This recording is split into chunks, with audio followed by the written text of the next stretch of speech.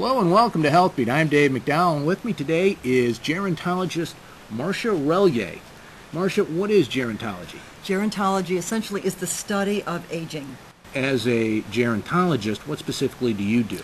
Primarily what I do is I speak to groups of older adults in any place where older adults gather, such as churches, senior centers, residential units, etc. And I give talks related to staying mentally sharp, talks about what normal aging is, talks about the myths of aging and ageism as a stereotype, a negative stereotype.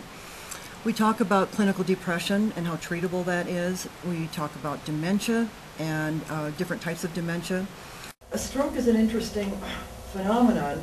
It so often depends on where the stroke occurs as to what the recovery is like. You mentioned a couple different types of dementia. Can you go into detail about that? Well, dementia is kind of an umbrella term which really means out of the mind or significant mental problems caused by what we might call pathological or definite harm and damage to the brain. Some forms of dementia are permanent and they're irreversible, and Alzheimer's is the most common, and that affects over 4 million Americans now.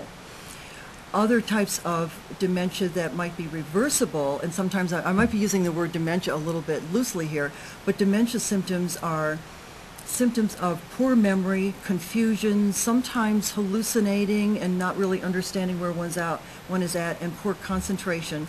Sometimes those symptoms can occur when it's not a permanent dementia, but a more temporary or reversible dementia. Sometimes I've seen it happen. Some elders have been misdiagnosed as having Alzheimer's disease when in fact what they had was clinical depression. If somebody is diagnosed with the correctable form of dementia, what do you suggest they do? Deal with it. Just get help for whatever the problem is. If it's dehydration, that's real easy. You just need to drink more, and if sometimes people have passed out from dehydration, and if that's the case, what they need to do, they would go to a hospital, get an IV, and they're fine. If it's from stress, it's a good idea to find ways to manage stress. We are all under stress until the day we die, so it's an important thing to be able to manage. If it's alcohol, look at stopping drinking, getting some help if one needs to, because I've seen a lot of people in their older years who have chosen to stop drinking, and they get some treatment, and they just are very, very successful and are loving their older years much more than they did before.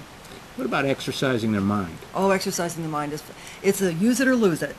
Can I learn about Sudoku? What do you do with it?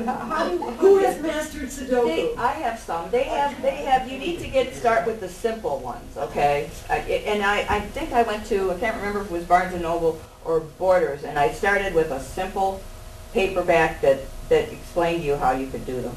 If somebody wants to learn more about gerontology, do you have any suggestions for them? I would suggest, if you're familiar with the internet and want to do a Google search, AARP, A-A-R-P, is wonderful, as well as the American Society on Aging, or ASA. If you're going to Google it, it's best to use American Society on Aging. Thank you, Marcia, for being here today. You're very welcome. And thank you. I hope you enjoyed this edition of Health Beat. I'm Dave McDowell. Thanks for watching.